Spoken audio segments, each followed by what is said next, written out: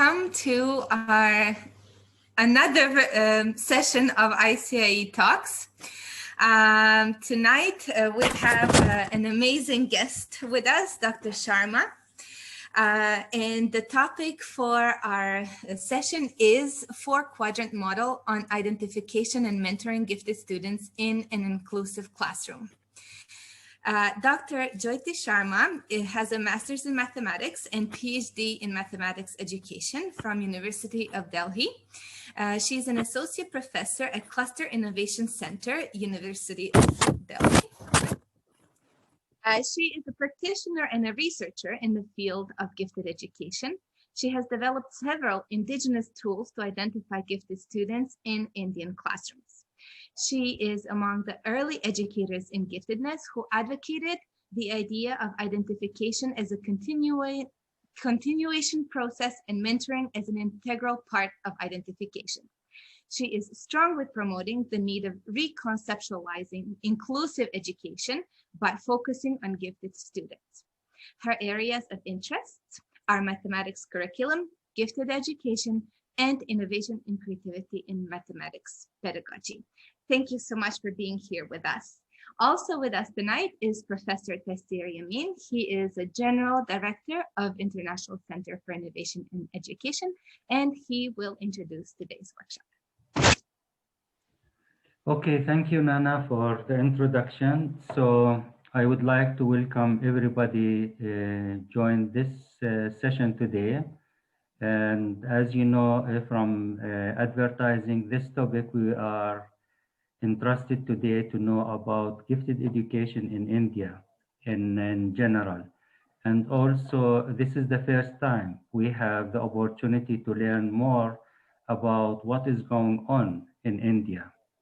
Because normally we talk about gifted education in the US, in the United States, in Europe, and sometimes in the Middle East, but we never had the opportunity to learn about what is going on in India. And as Nana said, this is unique opportunity to have Jyoti Sharma to talk about this topic, taking into consideration that she is relating her experience and the outcomes of research to identification, programming, and the future trends. So I will not take that much from her time.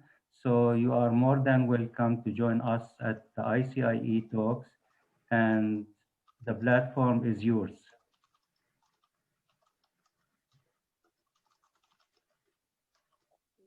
Thank you, Professor Taysir. Thank you, Nana, for giving this opportunity. And it is so nice and very exciting for all of us because many of my colleagues are also here to share our experiences on gifted education with the community of people who are practicing it for many years. Now I'll share the screen. Am I audible to everyone? So Nana, could you please confirm? You can share your screen. You can start, the way you want. Okay, thank you so much, sir. Yes. Yeah.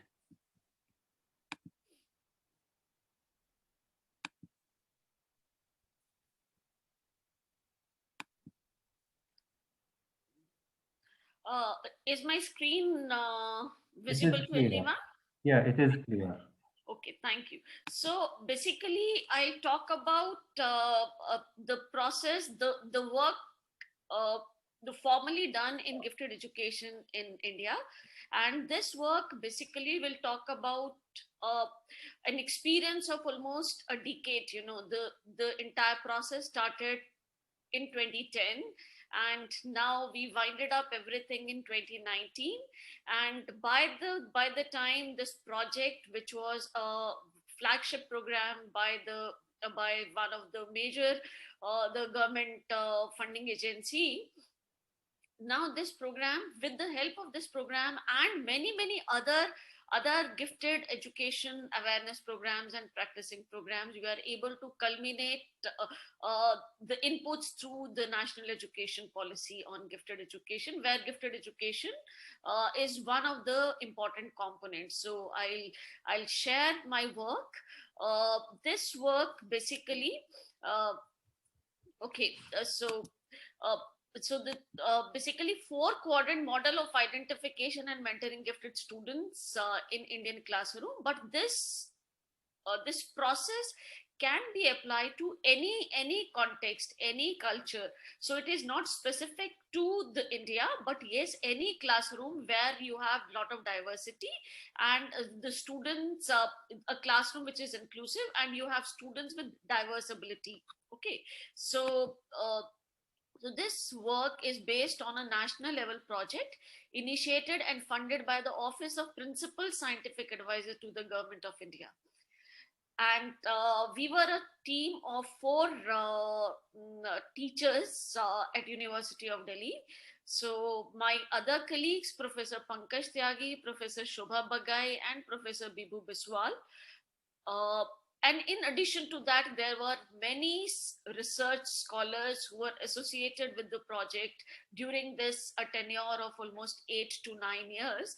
So I take this opportunity to thank everyone for their inputs, for their hard work, because only because of that we are able to present a very holistic work on this very critical area of human resource development.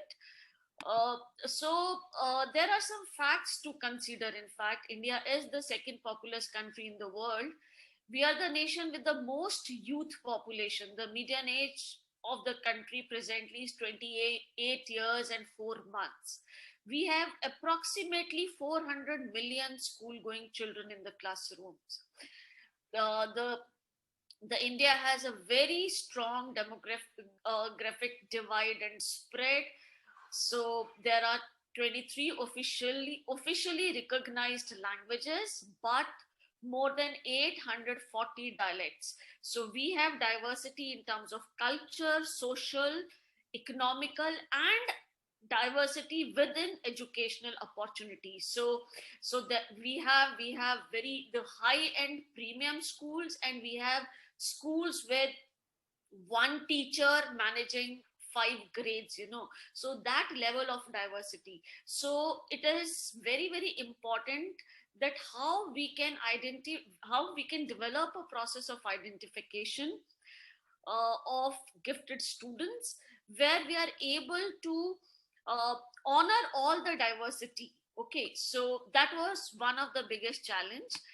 There were many programs in India which were talking about talent development, but who is a gifted child was one of the biggest question marks. So celebrating the diversity in terms of the population, the education is one of the top most priority of the nation. The Ministry of Education is really working hard to make education one of the high concentrated priority area in the national development. India has introduced right to education on 1st April 2010 to make education free and compulsory and universal for all children in the age group of 16 to 14. And now we are ready to increase the embed to senior secondary schools also, students also. India has also achieved almost 100% enrollment in school for children in the age group of 6 to 14 years. The country has recently launched the new national education policy. The last policy came into 1986, and now we had this new education policy 2020. And in this education policy, the biggest achievement you could see is there is a separate special para mentioning support for gifted students. and students with special talent. So the term, so basically the term gifted students in national education policy is the biggest focus of attention for people like us who were relentlessly working in the area of gifted education, you know. So uh, but background to this, if we talk about, so this 2020 policy came into force on 27th August 2020, but background of that goes much before that. There were many schemes which were promoting talent development at national level, funded by the government of India, but uh, schemes or programs on gifted students was still a question mark, you know. So in 2010, the principal or the office of principal scientific advisor to the government of India initiated a national level project, and this idea was uh, conceptualized by the former PSA Dr. Chidambaram and Professor Ramurthy, who was secretary to the Department of Science and Technology, in collaboration with other top tier scientists in the country. So how to identify children who have high potential in science related domains, and can we develop indigenous methods to identify such children, you know. So the project started with an idea to identify gifted students in science and maths, but the methodologies and processes developed during this process are applicable to other subject domains also. So this project and this presentation, this session will talk about uh, academically gifted students, though we actually uh, honor and acknowledge and believe into gifted children in non-academic domains like sports and arts and other fields, you know. But this session is primarily focusing on the children in math and science, and definitely in other subject domains also. So this project became the stepping stone for systematic study of gifted education in the country. Initially, the project started 3 locations. The one was the Delhi, northern India. So Delhi was the center. So that was the one project location, and the population was the urban population. But yes, Delhi being a metropolitan city and the capital city of the country, so there is a wide cross section of population. So we have elitist small clusters also, and we have urban slums also. So the spread of the population was very wide, you know. So that the other 2 locations were in the southern part of the country. The one was the Bangalore. Again, the population was uh, the professional the children from the professionally high professional families and the urban population. And then there was this the Kopam, that was a location. The project location focused mostly on the children from the rural and disadvantaged section. So we started with these 3 locations. There were 3 independent teams working in these 3 locations, and the target was to develop your own methods and tools and processes, and then see can we bring some synergy so that we can develop a comprehensive uh, identification model with the national appeal. So we started from the base zero. The larger objectives were to develop comprehensive identification process along with identification tools to identify gifted children in science and maths across different age groups, to develop detailed mentoring and nurturance mechanism, and to develop the resources to mentor such children. So this project is primarily focused on the Delhi team chapter. So how we started from the Delhi as a center, as the pilot center, and then we scaled up the methods and processes to the national level. Okay, so we had very specific objectives. The first of all, we were supposed to define, operationalize the term gifted, because who is a gifted child? You know, what should be the nomenclature? Evolve the criteria to identify gifted children, develop instruments to identify such children. We need to we did a lot of brainstorming, discussions and consultations to define the age range from where to start with, to define the steps of identification and what are the possible routes for mentoring. So these were the targets. So we started with a very comprehensive definition. So giftedness is untapped, inherent, heightened potential in one or more than one specific domain, which can be demonstrated as manifestation of learning behaviors only under favorable conditions. The one is, it is still untapped, it is natural, inherent, and heightened potential. It is yet a potential, it is yet to be converted into ability and achievement. Okay, and it can be in one specific domain and it can be in more than one specific domain. And another important criteria is, it has to be demonstrated as the manifestation of learning behaviors only under conditions, only under certain contexts. So what were these three favorable conditions? The first of all, acceptance. Because when we started this work, yes, there were many groups who believed that giftedness is a very elite concept, you know. So all children are gifted. So how could you say somebody, so the idea of giftedness was associated with the elitism for some group of people, you know. So the first thing is acceptance. Let us accept, yes, there are individuals among us who are gifted. Once you accept, then you acknowledge them, yes, they have potentials, and we need to allow them to think differently, to flourish. And it is important that we cannot leave them on their own. They should be nurtured properly. So these three conditions were important if we really want to identify untapped, inherent, heightened potentials which are available in a gifted child. So with this definition and framework, we started the work.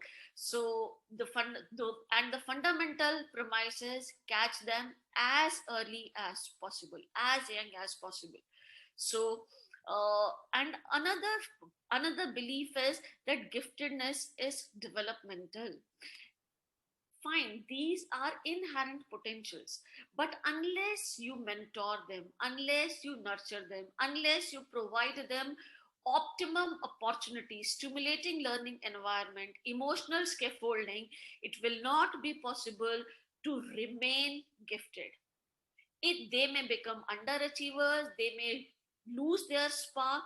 So it is developmental. It is not a fixed constant. It is dynamic, it is flexible, it is fluid. So with this, we developed this 4-quadrant model of giftedness. The first and foremost is the generic cognitive constructs. I'll explain it later in the next slides. The creative index, the creativity is, we found that creativity is a very important factor in giftedness. The subject proximity. So if there is a child who is gifted in maths, that this child has a very natural closeness with maths. The child can associate with maths more closely than any other child of the same age group. And there are attitudinal attributes, which is the determination, the motivation, the attitude. So the constructs were advanced cognitive development. The learner is able to achieve those cognitive milestones early. The creative dispositions, the metacognitive connect, heightened curiosity, and strong determination. So for the subject specific, the academic giftedness signifies a natural flair for the subject, intense closeness with the subject, intuitive connectivity with the subject, intellectually creative, and academic rigor. So if all these, so there can be a differentiation within these constructs, but uh, so some construct can be of high intensity and some can be low, but yes, altogether they allow a child to think differently, to think more intensely, and to think out of box, more advanced.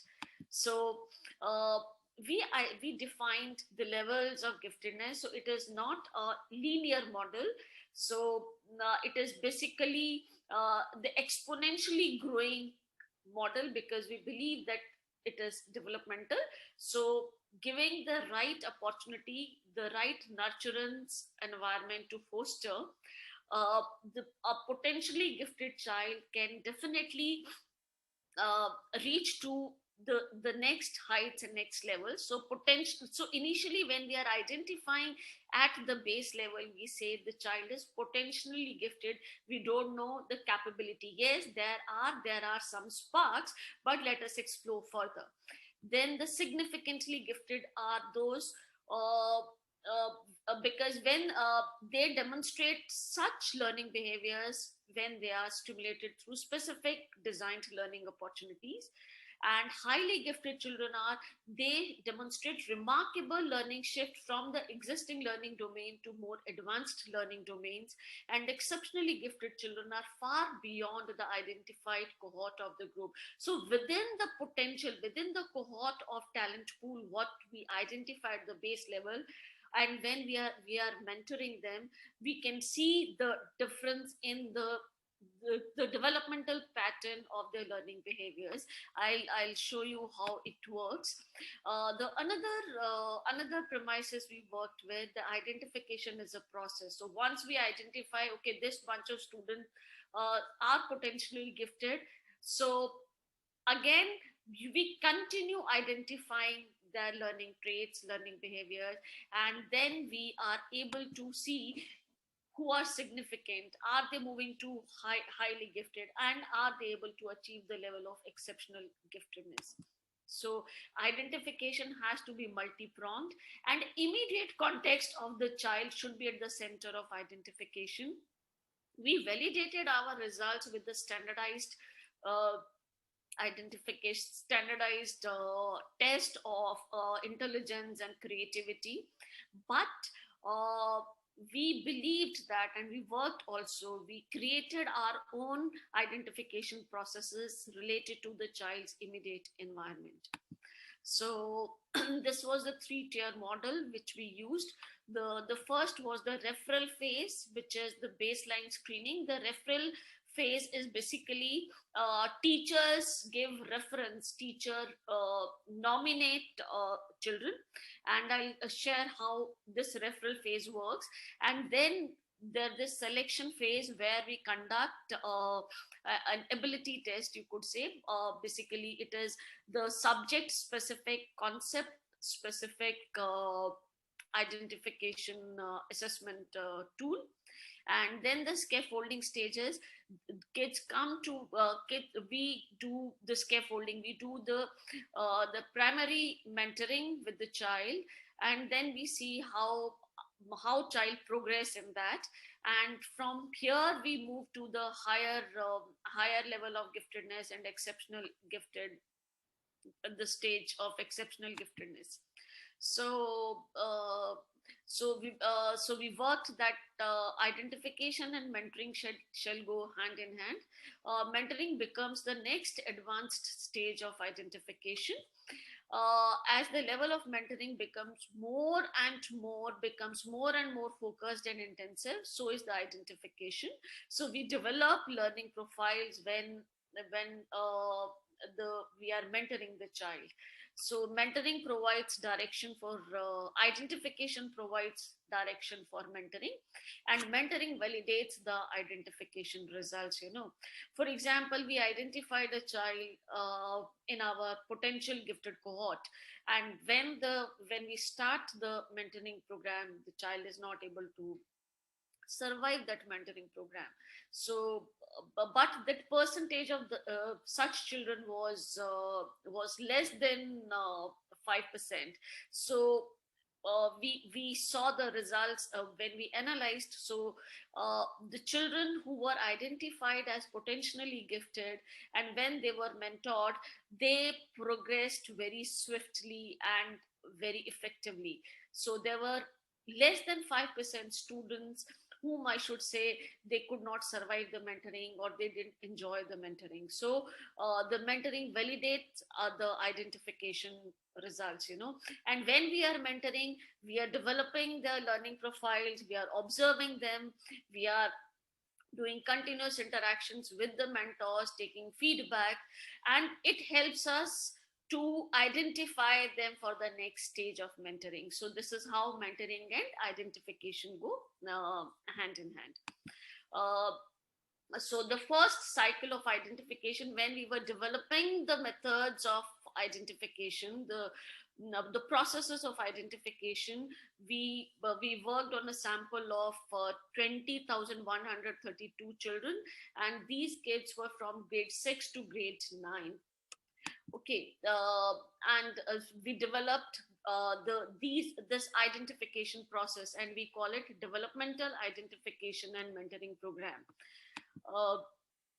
So it is a comprehensive multi-layered identification process, which is age specific and grade specific, and it is not just based on one criteria. There are multiple criterias on which we identify the child, and this is the pyramid of identification. The first is the talent pool of potentially gifted children. So this is the cohort, and then we move to significantly gifted children, and then we move to highly gifted children, and definitely after this stage we reach to the exceptionally gifted children. So this is the scheme, the same scheme which I was talking about. The referral stage we talk about potentially gifted. The screening stage we talk about significantly gifted, and scaffolding stage we talk about highly gifted students, and from this stage we talk about exceptionally gifted students. Here this is referral stage. Teachers give nomination. This is basically a nomination stage. Here we assess them through the testing process. Here we assess them through the mentoring, the group, the small group mentoring programs. And here we talk about personalized one-to-one mentoring with the mentors. Okay, so the first stage, so this particular stage, if we talk about, so this stage has the teacher nomination, teacher's own assessment, the peer nomination, the self-nomination, math attitude scale, science attitude scale, and parent nomination. So we get the data from all these instruments, and then we have an identification matrix. We put the entire data there, and then we identify the child. So and there are cross check balance also. So for example, if there is a gifted child who is not performing good in the class, and teacher may not nominate, because for a teacher only a child who is scoring high is a gifted child, but there are peers who can nominate. If teacher doesn't like a child and doesn't nominate, then so we have the scope of peer nomination, and then we have scope of self nomination also, and then we have scores from parent nomination also. Okay, so so everything is put together, and an identification index is generated, which help us to get this group. So once we get this group, we do the SMAT assessment. This is science and maths ability testing. So so this is again a very interesting comprehensive assessment test where we give them 10 situations in math and 10 situations in science, and they can do all 10, they can do any one, but they have to. So we look here their scientific aptitude, we look their scientific thinking, we look into their problem solving abilities, and there are multiple criteria on science and maths. And yes, the creativity is one of the important component when the assessment rubric. So there is an assessment rubric through which we identify the children. Now, once this SMAT is conducted, after the SMAT results, we have induction mentoring program at scaffolding stage. So this is basically the small group mentoring program by the university teachers, and this entire the project, this entire exercise, the research was carried out at Cluster Innovation Center of University of Delhi. So the small group mentoring programs are conducted, and after these programs, through these programs, we are continuously observing their behavior, developing their learning profiles, and validating their work with standardized the test, intelligence test and creativity test. And after that, a continuous analysis of many mentoring sessions, we could identify few exceptionally gifted children who were recommended for personalized mentoring by the top tier of scientists and mathematicians in the country. Okay, so basically at referral stage we had a percentage of 10 to 15%. Selection stage we had 3 to 5%. Scaffolding stage we had only 0.1 to 1%, and the exceptionally gifted stage, which we say evolving. So now there is no limit. So now it is between the mentor and mentee how much they can reach to, and this is 0.1% or even less than that. This is the teacher's rating scale. So it has 15 items, just a snapshot of this. This is the peer nomination scale. This is the self-expression, self-nomination. This is the parents nomination. This is math aptitude scale, and this is the science aptitude. So these were the instruments which were used, tools which were used. At the second cycle, we validated the process. So initially it was within Delhi with limited 20,000 something. At second cycle, we validated the process. So we eliminated many steps to make the entire process more robust, and the entire timeline, how to approach to the school, taking permission, training teachers, doing workshops and everything. So the entire process was made more robust and the more flexible, well planned. So the second identification cycle we had 11,668 children, and so these are the steps in identification which I was talking about. We validated the results using WISC-4 and SPM. So 99.2% identified group of students scored in the high gifted category of WISC-4, or they scored their score IQ score was 95% and above, in the category of 95% in SPM, which is the highest category. We developed learning profiles, and their learning profiles were analyzed qualitatively, and we studied the impact of mentoring program also by the piece of work they submitted. In the third cycle of identification, we scaled up the entire process in different parts of the country. So we spread in 6 locations all across the country, from the northeast to the southern and western part. And it was carried out in different parts across the country with more than 96,000 students, and tools and steps were well defined, and procedures of identifications was standardized by developing we developed norms for different cohort of students. So we did different kind of mentoring. So as I told you, we did it at Cluster Innovation Center, University of Delhi. Selected students used to come to CIC. We developed need-based mentoring modules for them, and students were continuously observed. So these were the nature and spread of mentoring programs. So we did small group mentoring. So there were one-to-one mentoring also. We developed focused learning material. We could not do this, but yes, we suggested this for the children who were exceptionally gifted. So we had weekend programs, we had block mentoring programs, we organized summers and winter camps for them. We did project centric mentoring. So students took projects and they worked on project for 3 weeks or a month.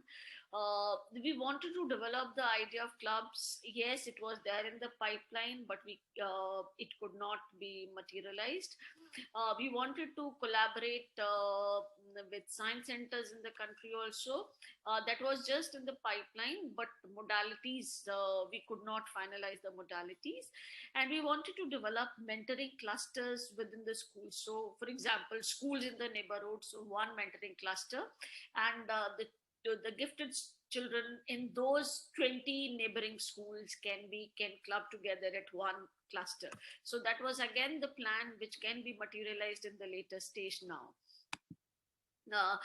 So initially we started our work with children 10 plus 10 years plus to 15-16 years, but later on we as I told you initially that we wanted to start as early as possible, so we experimented with 3 to 6 years. So further we expanded our umbrella to 3 to 6 years children. For that this is also the madhyams. The madhyam is basically it is a Hindi word which says interaction. So we started these monthly magazines for gifted students, because they were spread all across the country. So we wanted to have a continuous communication channel with them. So we identified interesting themes, and this monthly magazine used to be distributed to them. So first I'll talk about the early childhood. So now this early childhood, so basically for this we developed an activity kit. So an activity toolkit for cognitively advanced learner. We didn't call them gifted, but yes, cognitively advanced learner, because our identification process was based on the idea that these children are able to achieve cognitive milestones, some of the cognitive milestones at an early age. Okay, so we developed hands-on activities, and initially we pilot tested on a sample of around 57 students, but later on it was tried out on a group of more than 2,000. In fact, it was 2,400 something students, and there were 5 parameters: the time, accuracy, self-correction, and scaffolding motivation. So this is basically the cognitive ability kit, and these are the criteria. So level A, level kit A, B, C, D, E. So there are 5 levels, in the increasing level of difficulty. So 1-to-1 correspondence, ordering, seriation. So the important cognitive milestones and how students are responding to this. Okay, now I'll move to the wait a minute. Yeah, so then we did talk about so we covered 3 to 6 years, 10 to 16 years. Then we started working in the area, but in this age bracket, 7 to 9 years, so this is early primary years, and for that what we did is we developed science and math specific hands-on activity kit. So this is the science kit. It is basically a collection of 10 science activities, and it has certain questions. This kit is not validated at large scale, but yes, on a very small sample, less than 50, I think, less than 50 children in the age group of 7 to 9 years.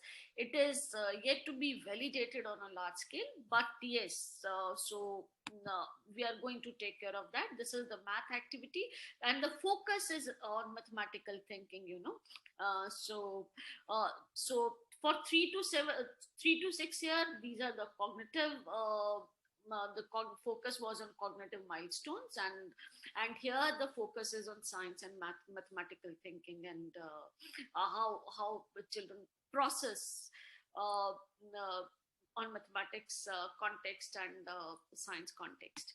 So we try to cover the range from 3 years to 16 years.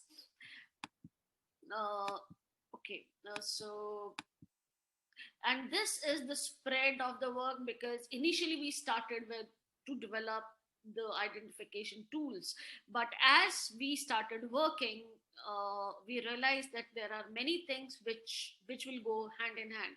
So there was identification processes, there were the mentoring program, so, and who will be the mentor. So we have the mentor readiness scale also. So there can be somebody who is an excellent researcher or a scientist or a teacher, but cannot be good mentor. So we have mentor readiness scale. We developed mentor readiness scale also. Teachers training, the tools development and validation, research. So whatever we did, the documentation and analysis, we realized the need to have good counselors, because counselors need to be updated with their sensitivity towards these children, and the parents awareness. We face a lot of challenge when we realize that the many parents who say my child is gifted and my child is gifted. So helping parents to understand if their child is gifted, it is a challenge. They need to really they need to start working hard with the child. They need to run an extra mile with the child, and how to deal with such children. And if the child is an average child, so don't force a child to be a gifted child. So the parents awareness campaign and programs and seminars, and resource generation, creating resources which can be used by the teachers and the schools. So we work simultaneously here.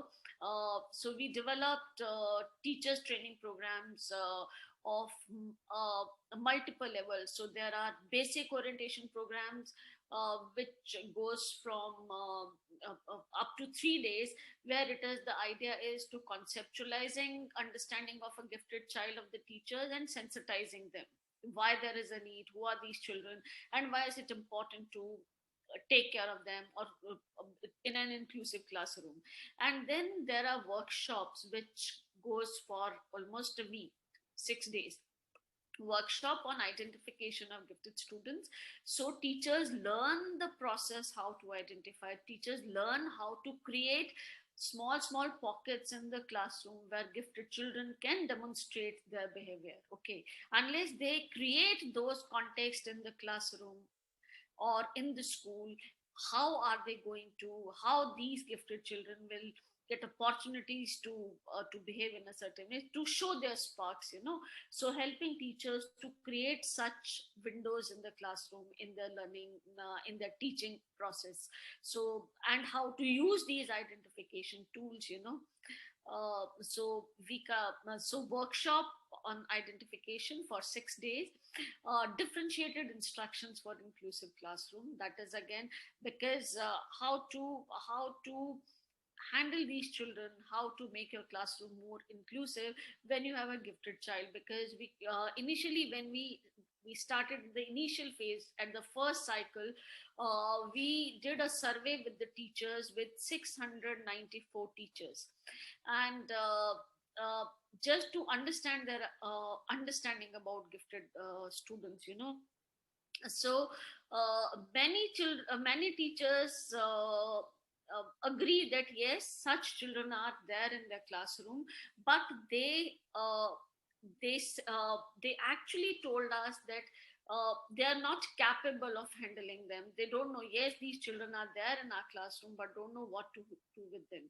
So how do you engage? So the question was, how do you engage them? So most of them said, fine, we ask them to help the slow students in the classroom, help the weak students in the classroom, or sometimes they ask these children to do whatever you want to do, or you want to go to library, go to library, okay, or you help the teacher in the everyday working of the classroom.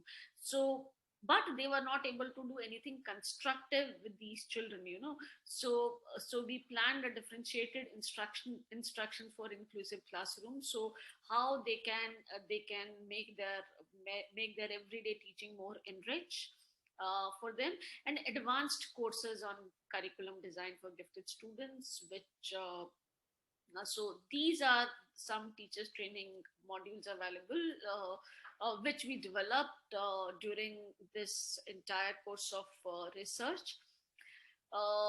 Then we felt the need to have programs for school counselors also. The one is the basic orientation program.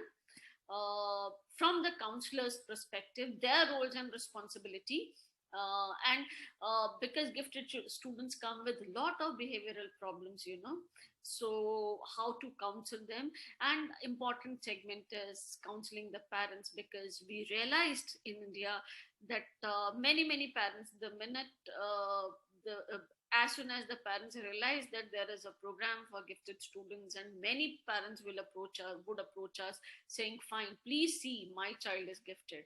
So helping them to understand who is a gifted child, and if their child is gifted, what should be their contribution, what should be their role, and how to handle them. So how to be a support for these children. So counseling the parents is also important. So there are programs for counselors in these three dimensions.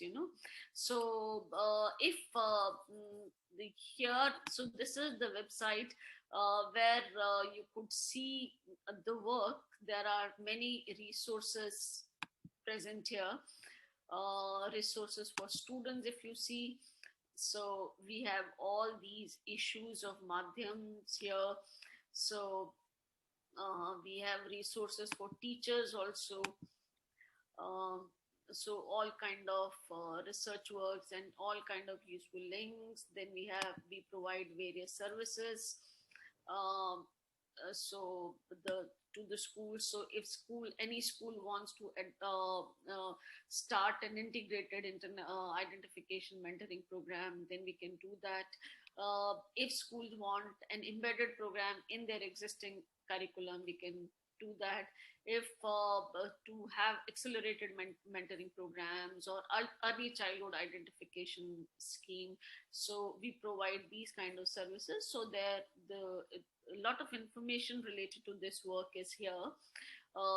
The achievement is many of the students whom we identified when they were in grade 8. There's this girl who was in grade 8, and a very shy girl by the teacher's rating, but this girl was topper in their grade 12 at national level. The entire country, she topped the grade 12 exam, which is basically exam, not a school home exam. It is the exam conducted by the national body, which is Central Board of Secondary Education in the country. So we have many success stories of these students. Success stories in the sense, these were the children whom we identified at an early age, but now these children they have performed well, and this is what validate the process. And it was not just. And another thing is, we had a wide cross section of student population. So and these processes, these tools were applicable with all kind of population. So the kids in the children from the rural section, children from the disadvantaged section, and children from the elitist section who have the widest learning resources, you know. So uh, how to how to identify these common characteristics which we say the gifted is. Okay, so there was a lot of focus on helping teachers to understand bright child may not be a gifted child, the confusion between a bright child and a gifted child, helping to decode many myths related to giftedness and gifted education. So these were many challenges, you know, when we were working on this project.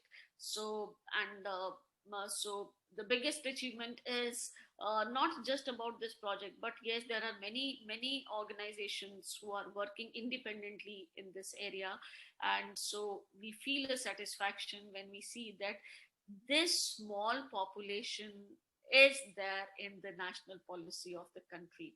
So we are hoping that we'll be able to get a national policy for gifted students in near future, and very well defined programs for these children. So we are hoping for that.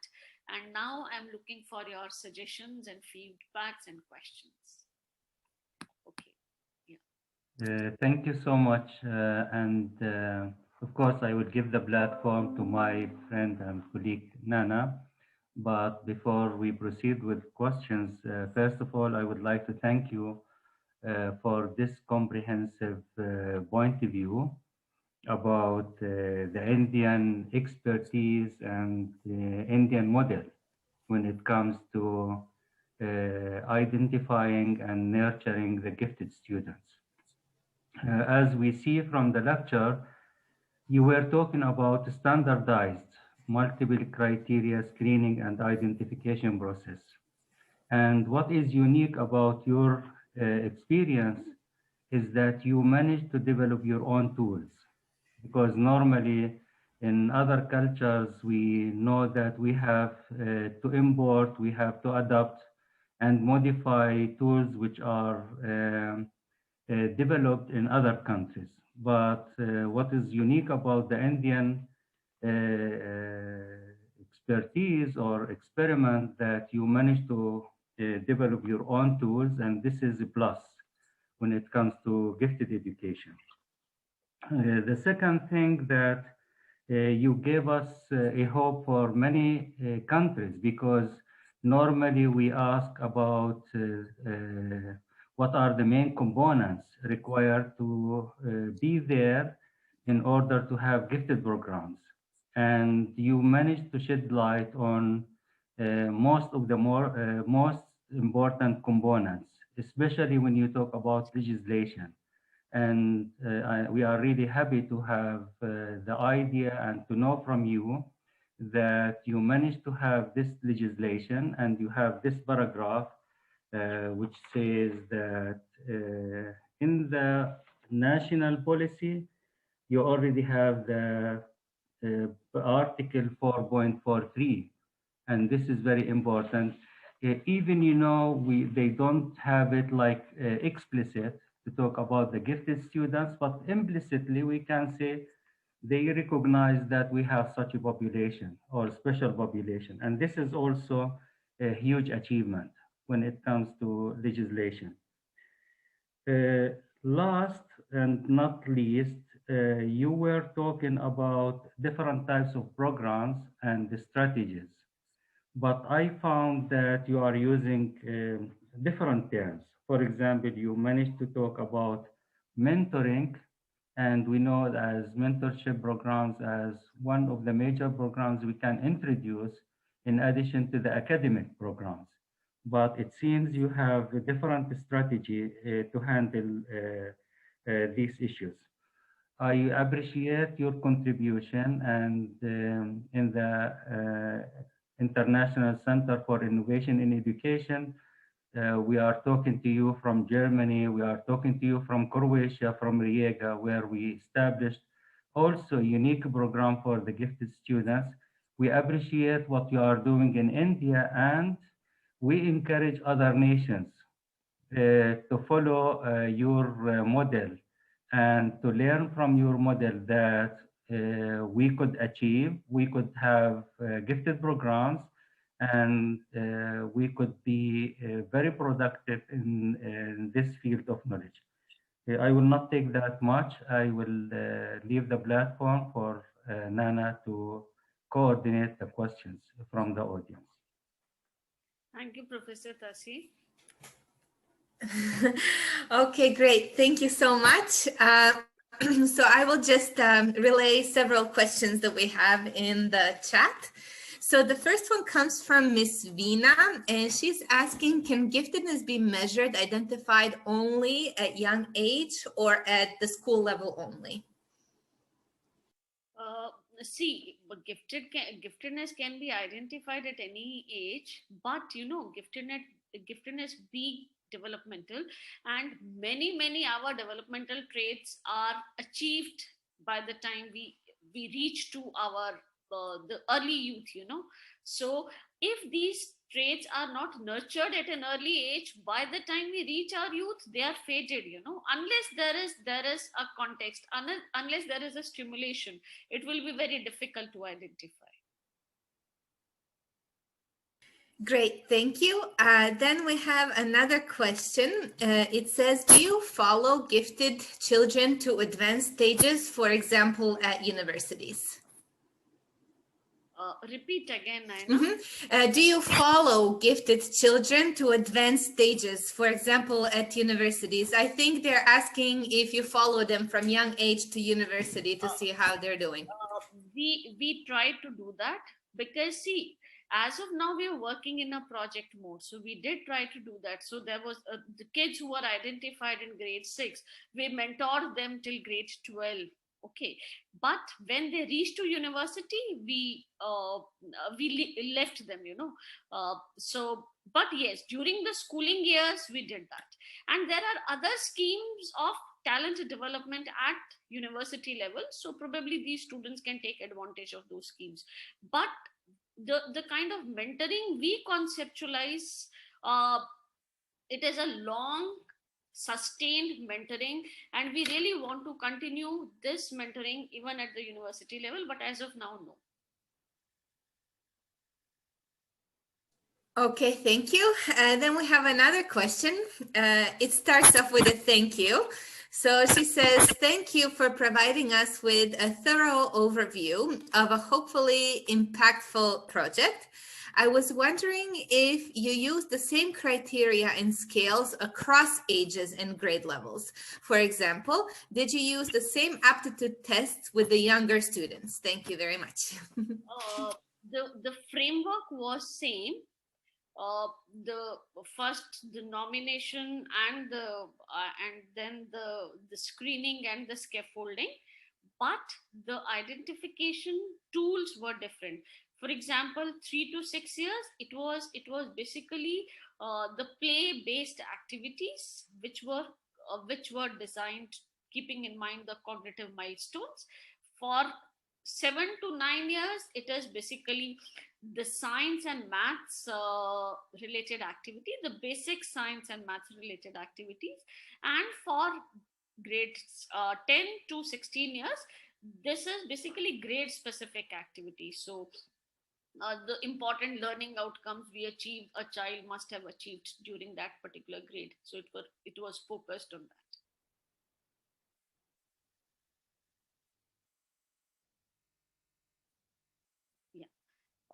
Is it clear, or shall I explain it further? Nana, you have to unmute. Sorry. Sorry. Okay, I apologize. Yeah, I think if there's additional questions, they can post in the chat. But to me, it seemed pretty clear.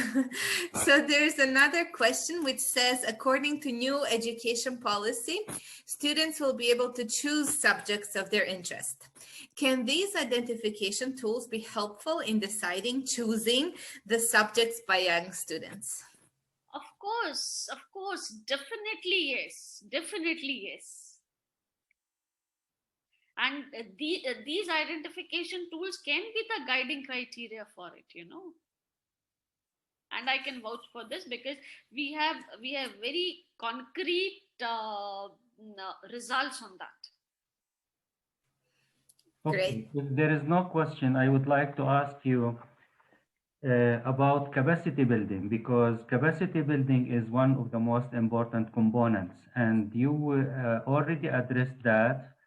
And can you tell us about how long it takes, for example, for each group of people to get training and cover all topics and issues relating to capacity building and gifted education in general? So Professor Tasir, it is in context of teachers. Yes. Okay, so basically, as I told you, we have three levels of teachers training programs. The one is because first level is the sensitizing the teachers and helping them to conceptualize giftedness, because there are many myths and misconceptions related to giftedness, because this is what we experienced. So undoing all that, so it is basically a 3 days interactive session and workshop with them, so where we talk about theoretical constructs, we talk about the classroom examples, and then help teachers to deconstruct their myths related to a bright child and a gifted child, intelligent child, high achiever child. So this is the basic part, which is actually it is important for all the teachers to get through.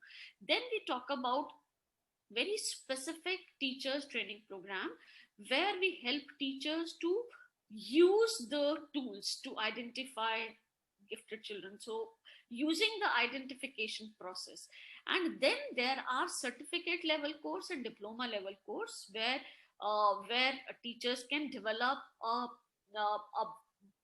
broader understanding of giftedness, the theories of giftedness, existing models of giftedness, and different strategies to use in an inclusive classroom.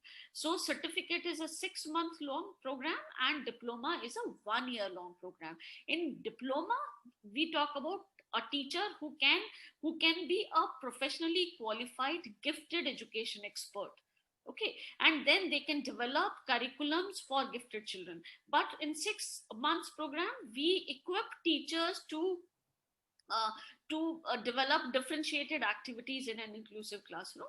But at the diploma level, they can develop specific, for example, accelerated program for mathematics students, okay, or enrichment or compacting program for a scientifically or a gifted child in science. So this is the spread of the teachers capacity building programs.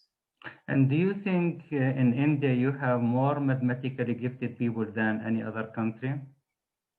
uh, uh, uh, uh, yes, Indians, because we did find that, but yes, because Indians are probably genetically we are good at maths, or maybe we focus too much on mental mathematics exercise. But when we are identifying, we are not focusing on the skills. It was more into the process of mathematization and deep mathematical thinking skills. And do you think that you are able to offer programs which are designed and implemented to help parents? I mean, the parents of the gifted. Do you have any programs designed for parenting the gifted? In other words, parenting the gifted? Yeah, definitely. It can be developed, because whatever we are talking about, it can be tried out in any context, any culture. It is not Indian classroom specific. What makes, this is another question, what makes, gifted education in India low profile? Okay.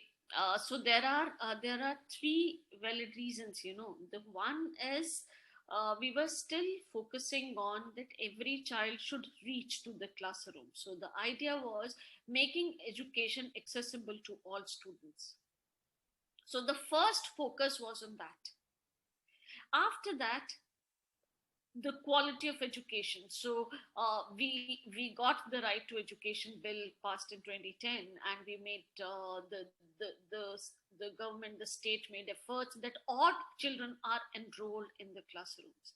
The second focus came on the quality of education, so let us now improve the quality of education, capacity building of teachers, putting up good infrastructure in the classrooms in the schools. And later on, so the third focus, now we are talking about gifted students. So basically, as the standards of education are raising gradually, the focus is shifting to gifted children also.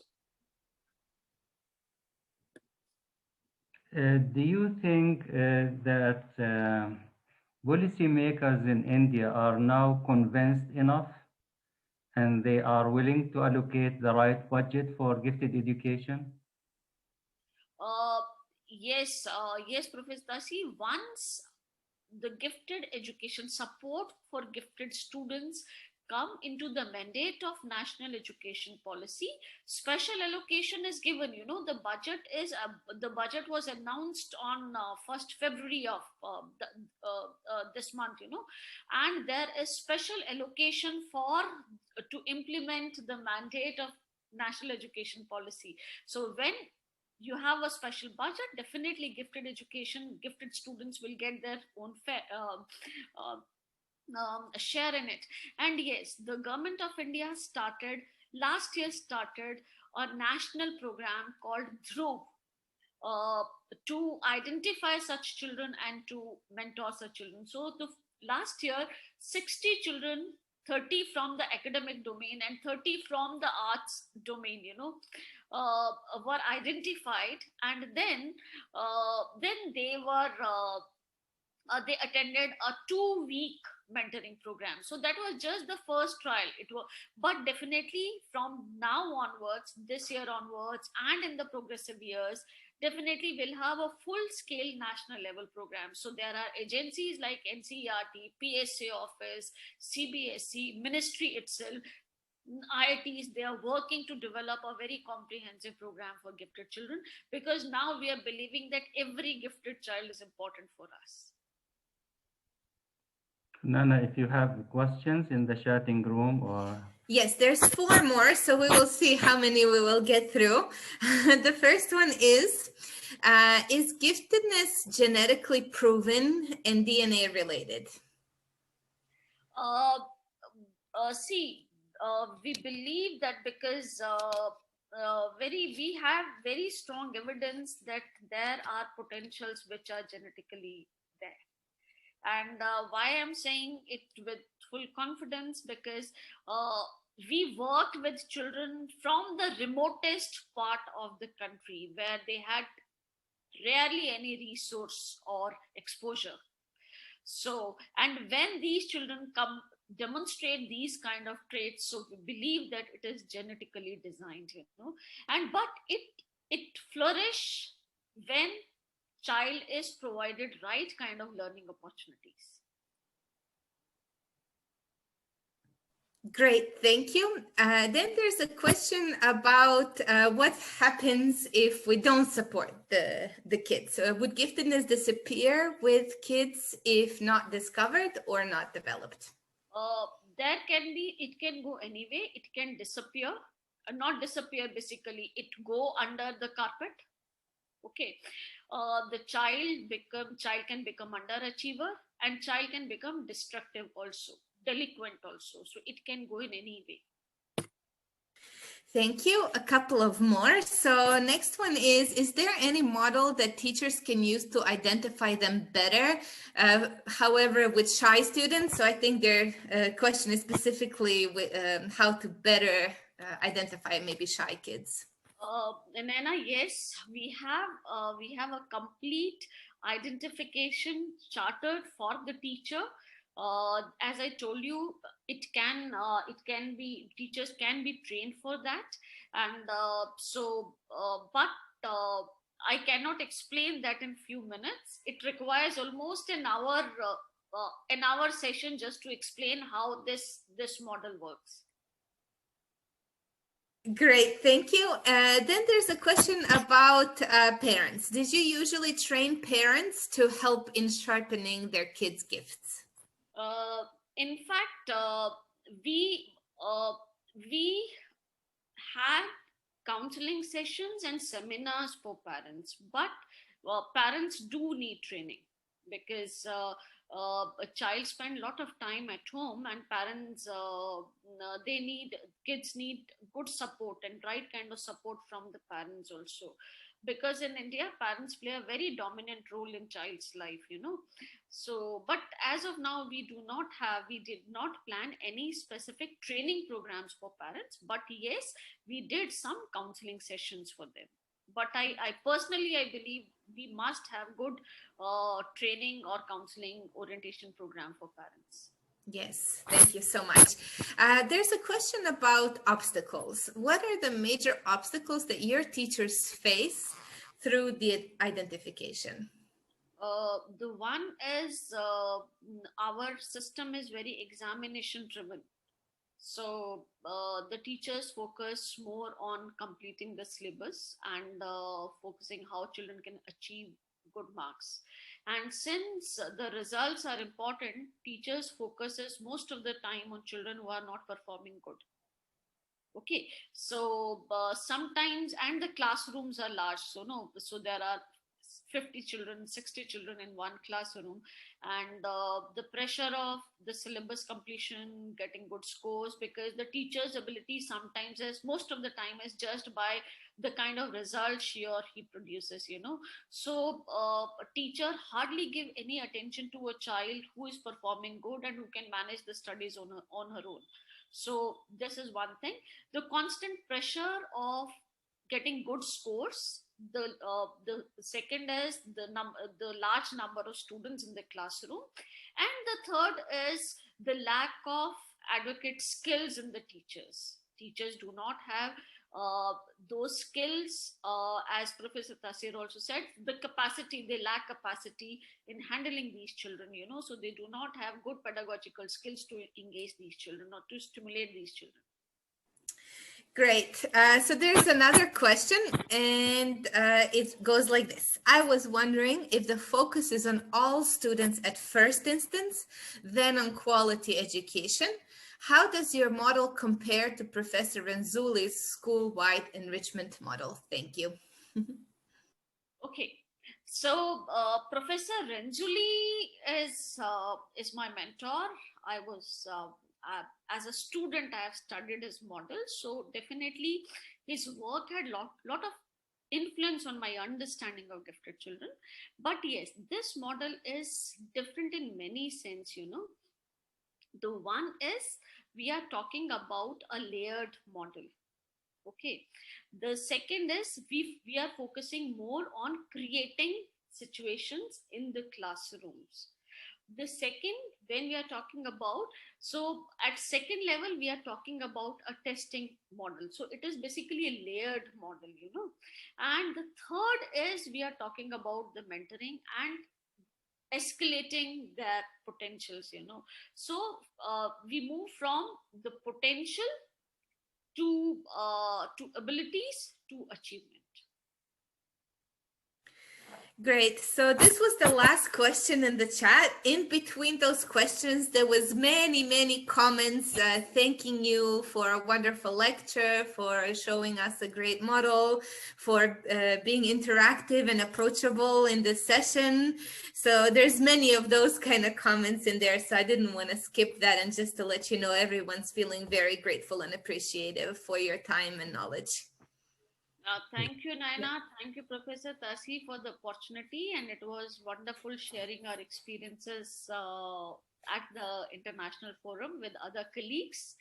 I could see my colleague and friend, Professor Pankaj here, Dr. Ketaki, the Rahul, and the young scholars who worked on the project, Anurag and Shilpi. In fact, it is the celebration and hard work of everyone. We are able to put things together, and we are able to bring a model, bring a design, where we say find these brilliant mind exist, and they should have a very prominent and visible face in an inclusive classroom. So thank you everyone, and we would love to connect with this audience again and again. Yes, my friend Dr. Meenakshi, whose school was one of our partner schools carrying out all the pilot work. So it is the time of acceptance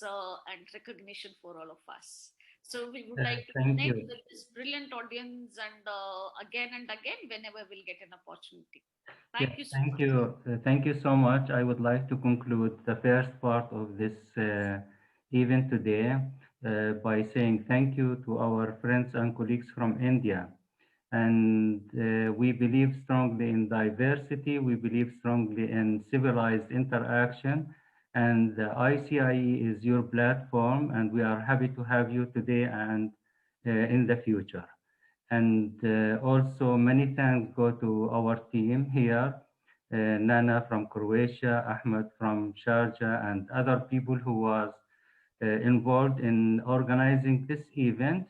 And again, I would like just to remind you that on February 9, we will have another talk. It will be about gifted Black people. Today we learned many things about gifted Indians, and this is very new knowledge for us, as you know, because you have to search for many resources in order to learn about the Indian expertise in this area. But today, our friends from India, they made our job easier, and they give us many, things to think about. On February 9, we will have Fred Bonner from University of Texas or Texas A&M University. He will talk about gifted Black students. And on 10th of February, we will have another talk, and it will be combined. I will introduce a new material developed by Renzulli and Sally Rees, and then you will have the opportunity to talk to them. So they will join the session. So this is what is coming for this week. We are sorry it is too much, but this is an opportunity. So thank you so much. So now I would like to say thanks for all the people who will leave the session, speaking English-speaking people. They can leave the session. Then people who are interested to have a summary in Arabic and to have, discussions about this, they can stay in the room. And this video will be available in our YouTube channel. It will be available starting from tomorrow. So thank you again. Thank you everyone. Thank you. Yeah. Thank you. See you next week. Okay, see you. Take care.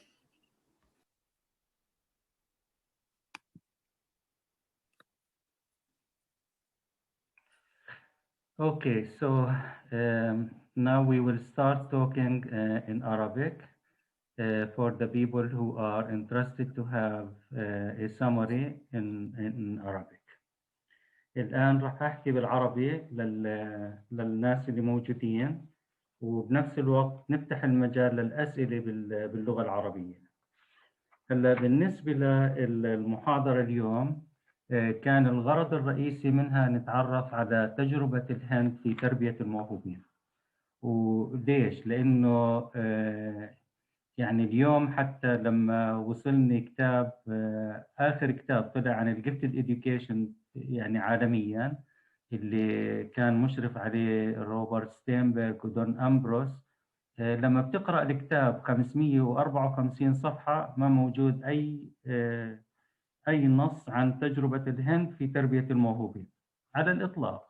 طبعا وأيضا كمان في مناطق أخرى يعني لم تحظى بالتغطية بالنسبة لتربية الموهوبين، خاصة المنطقة العربية، منطقة الشرق الأوسط ما في. يمكن كان في نص وحيد كتبه أورساك عن تركيا، وأيضا بيحكي فقط عن الكونسبشن وليس عن البرامج. هاي أول نقطة. بهذا السبب بنحاول إحنا من خلال المنصة اللي بنوفرها من خلال المركز الدولي للتربية الابتكارية International Center for Innovation in Education إنه نوفر فرصة للتفاعل ونتعرف على التجارب العالمية في هذا الموضوع. يعني كانت هاي فرصة إنه نتحدث عن تجربة الهند. يوم 9 الشهر رح يكون أيضا عندنا تجربة تشخيص والتعامل مع الطلاب الموهوبين السود في أمريكا. وهاي قضية يعني رح تتعرفوا من خلالها على قضايا مختلفة مرتبطة بالموهوبين السود من خلال فريد بونر والمجموعة اللي موجودة معه.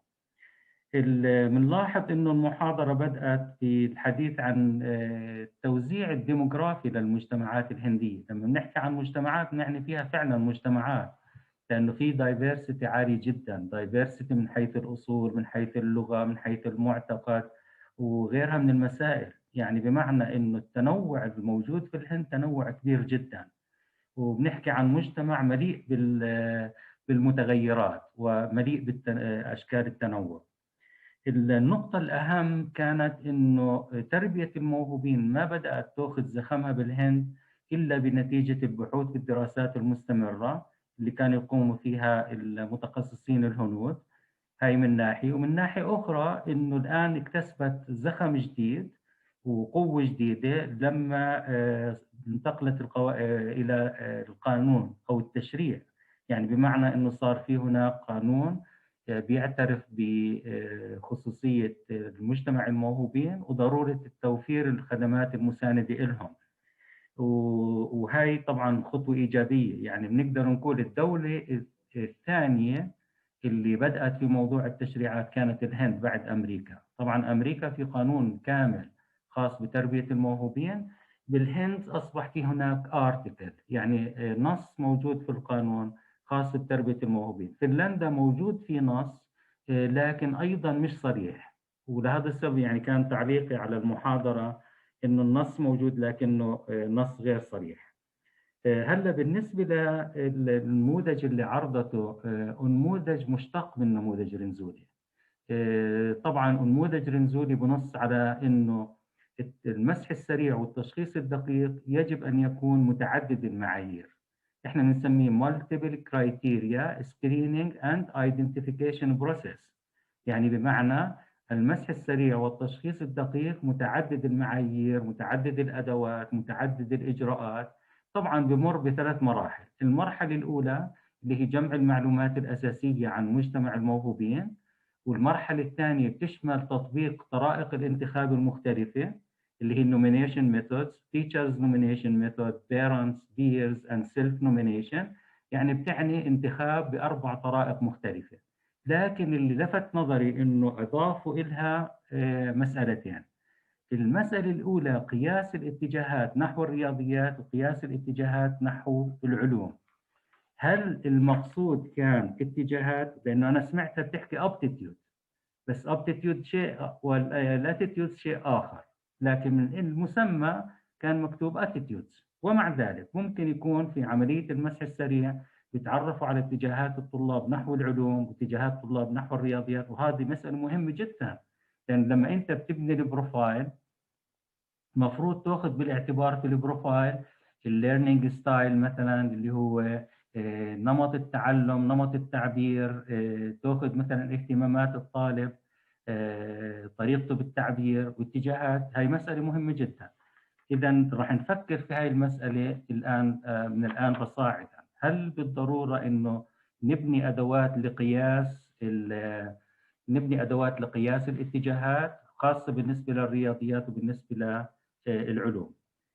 هلا النقطة أيضا إنه اعتمدوا على الأسئلة النهايات المفتوحة في عملية المسح السريع، سموها open-ended questions بالنسبة للرياضيات. طبعا ممكن تكون أيضا بالنسبة للعلوم. ليش؟ لأنه الopen-ended questions مؤشر على الإبداع الكامل. يعني طريقة الإجابة على أسئلة من نهايات مفتوحة بتعطيني مؤشر أولي عن الإبداع الكامل. طبعا احنا ممكن نتوصل للإبداع الكامل من خلال جملة خصائص سمات سلوكية مميزة، وممكن نوصل لها أيضا من خلال الأوبن اندد questions، وهي إيجابية. يعني أنا برأيي أن الإضافات النوعية اللي أضافتها اليوم المحاضرة إنه نبهونا أو لفتوا انتباهنا لقضية الاتجاهات ولقضية الأسئلة من النهايات المفتوحة. هلا بنلاحظ إنه المراحل اللي بمروا هم فيها مسح سريع وسموها نيمونيشن، بعدين تشخيص دقيق. التشخيص الدقيق عندهم بيعتمد على أدوات مطورة محليا. أنا ضد الويسك آر، يعني الويسك 4 اللي حكت عنه اختبارات ويكسلر. أنا ضد اختبارات ويكسلر لأنها يعني معروف فشلها، وبنفس الوقت ما بتقيس إلا تحصيل، ما بتقيس ذكاء. ومع ذلك يعني ما بنقدر ندخل هلا في جدال نظري أو جدال علمي على في محاضرة من هذا النوع، لكن نترك المجال للمحاضر إنه يعبر عن وجهة نظره. لكن لفت انتباهي انه بيطوروا ادوات محليه للتشخيص الدقيق، وهي مساله ايجابيه. يعني حتى تكون نموذج للمجتمعات الاخرى، انه اذا انتم بدكم تشتغلوا على برامج موهوبين ما بتوقف البرامج وبتنتظر وبتقول انه لا لحد ما نطور الادوات او حتى نعرب الادوات او حتى ننقل الادوات. وطبعا هاي تعتبر ميزة للتربويين اللي موجودين في هاي المجتمعات اللي بيبادروا لتطوير الأدوات، لأنه مشكلة الأدوات في العالم العربي سببها التربويين اللي ما بيقوموا بواجبهم أو دورهم في تطوير هاي الأدوات. هاي النقطة كانت نقطة مهمة جدا. أيضا بنلاحظ أنه كان تركيزها على البرامج. طبعا الكومبوننتس اللي عرضوها هي موجودة في أي برنامج تربية موهوبين في العالم. يعني تتذكروا الرسمي اللي موجود في المركز، البرامج الموهوبين، بعدين بناخذ القوانين والتشريعات وبناخذ التشخيص، بعدين التلمذة، بعدين الكاباسيتي بيلدينج، تدريب المعلمين والمعلمات وغيرها من المسائل. هاي كلها تعتبر كومبوننتس رئيسية، لكن هاي موجودة في أي برنامج من برامج تربية الموهوبين. لكن الاختلاف الوحيد بينهم بين البرامج العالمية إنه ركزوا على برامج التلمذة وليس على برامج الإثراء أو برامج تعليم مهارات التفكير. والظاهر في مشكلة ما أو في سبب ما. طبعا إحنا ما استطعنا نوصل للسبب، لكن برامج التلمذة برامج مهمة جدا، ولاحظوا قدموها على أساس مستويات مختلفة. يعني بتتوسع في البداية، بعدين تأخذ نسبة أقل بكثير في مراحل معينة. طبعا هاي ما كان عندنا معلومات كافية عنها، لكن على الأقل موجودة. أعجبني أيضا، وهي طبعا نقطة إيجابية، إنه في هناك برامج إثرائية وفي هناك أدلة عمل لاحظنا توافرها. طبعا اللي منكم بده يرجع يتعرف على الإنجازات اللي قدمتها التجربة الهندية، يروح على giftededucation.co.in اللي هي Gifted Education في الهند.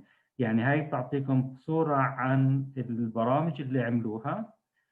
طبعا هم ماخذين يعني بيغطوا الاهتمام في تربية الموهوبين في جميع متطلباته أو بجميع متطلباته، سواء من ناحية الآباء والأمهات اللي هي البيرنتينج، من ناحية المناهج والمعلمين والمعلمات، من ناحية أيضا المتخصصين اللي بيشتغلوا على الأدوات أو بيشتغلوا على البرامج. في واحد من الأسئلة كان مهم، إنه هل الأدوات اللي بتستخدم في مرحلة عمرية تستخدم في كل المراحل؟ طبعا الجواب لا، لكن هي قالت إنه الفريم ورك، يعني بمعنى الإطار العملي لعملية المسح السريع والتشخيص الدقيق هو إطار واحد، منهجية واحدة، الأساس النظري واحد، المنطلق واحد، المفهوم أيضا واحد. لكن طبعا الأدوات بيكون في بينها تباين، يعني بالتباين من حيث المستوى ومن حيث المحتوى ومن حيث درجة الصعوبة حتى يتناسب مع كل مرحلة من المراحل العمرية. لكن أعجبني أنه مقسمين المراحل، المرحلة العمرية المبكرة من 3 ل 6 سنوات، من 7 ل 9 سنوات، بعدين فأكثر. هذا بيعطيهم فرصة أن يتعاملوا مع كل مرحلة عمرية على حدة حتى يشوفوا ما هي خصوصية كل مرحلة من هاي المراحل. طبعا هي سمته يعني layers، يعني different layers أو different phases.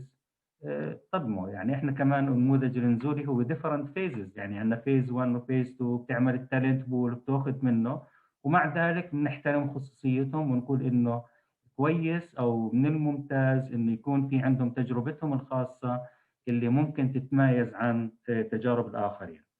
بالنسبة لسؤال الجينيتكس، طبعا سؤال الجينيتكس قضية جدلية. يعني لما احنا بنتحدث عن برامج تربية الموهوبين وبنتحدث عن عوامل وراثية وعوامل بيئية، القضية جدلية وما زالت جدلية، لكن احنا بنروح باتجاه الكومبرومايز، يعني بنعمل نوع من التوافق انه هي عوامل بيئية وعوامل وراثية. بعدين لما تحدثت عن المناطق النائية، ما بيعني انه انت تكتشف موهوبين في المناطق النائية معناتها وراثية، لا، لأنه نسبة الموهوبين في أي منطقة في أي مجتمع هي نفس النسبة، بس كيف أنت توصلها؟ هلا مش المقصود فيها إذا كانوا في منطقة نائية معناته العوامل البيئية، وإذا كانوا في منطقة مدنية أو متحضرة معناتها تفاعل ما بين الوراثية والبيئة، لا. يعني بس حاولت إني أصحح هاي النقطة. بعتقد هاي النقاط الرئيسية اللي يعني كانت في محاضرة اليوم، وإذا كان في أي أسئلة موجودة عندكم مستعد أسمع للأسئلة أو النقاش أو التعليقات. إذا في حد عنده أي سؤال ممكن إنه ريز هاند وممكن نسمع السؤال، أو ممكن ينكتب على الشات.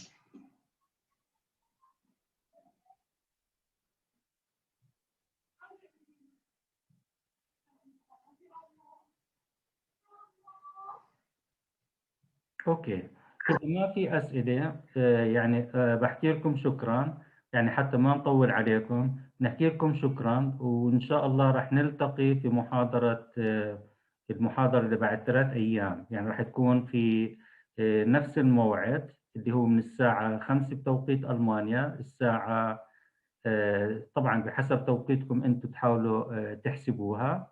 وزي ما ذكرنا رح تكون عن الموهوبين في مجتمع السود أو الموهوبين من السود.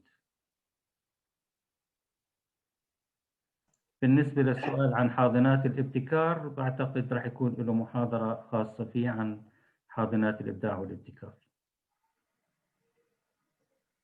طيب، إذا هيك بقول يعني مرة ثانية بنحكي لجميع الأخوات والإخوان المعنا شكرا جزيلا، وإن شاء الله بنشوفكم بالمحاضرة القادمة، وإلى اللقاء. يعطيك العافية دكتور، جهد مشكور، محاضرة ثرية. نلقاكم على خير إن شاء الله.